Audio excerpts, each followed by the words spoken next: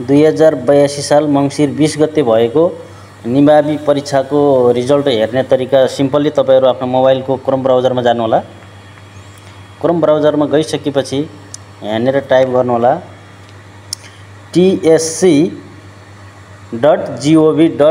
Type गर्नुहोला र search गर्नुहोला। सर्च गरिसकेपछि यस्तो खालको इन्टरफेस आउँछ। यसलाई माथि स्क्रल गर्नुहोला। स्क्रल गरिसकेपछि यहाँनिर सूचनामा देखाइसकेको छ।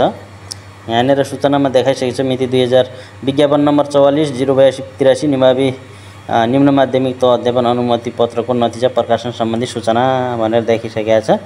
यो देखिसकेपछि तपाईले अब यहाँ कुन प्रदेशको हेर्ने भन्ने कुरा यहाँनिर यो हरेक प्रदेश देखाइरहेछ। सुदूरपश्चिम, कर्णाली, लुम्बिनी यस्तै सबै प्रदेशको देखाइ, गण्डकी प्रदेश यस्तै सबै प्रदेश देखाएको छ।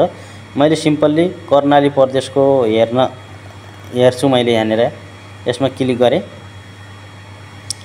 यसमा क्लिक गरिसकेपछि स्क्रल डाउन गर्नु होला, माथि यस्तो गर्नु होला।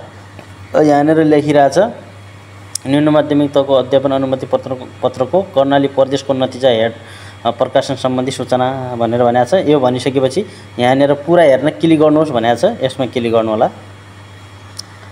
एकछिन रोक्नु होला।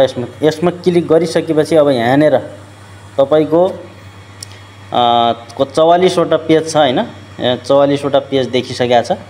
यो 44 वटा पेज देखेको छ। 44 वटा पेजमा अब यहाँनिर तपाईले आफ्नो सिम्बल नम्बर हेर्नुपर्ने हुन्छ। अब जस्तै 4462000592 भयो। यस्तै तरिकाले आफ्नो सिम्बल नम्बर कतिमा पर्छ त्यो सिम्बल नम्बर हेरेर तपाईको यदि पास भएको छ भने सिम्बल नम्बर यहाँनिर हुन्छ।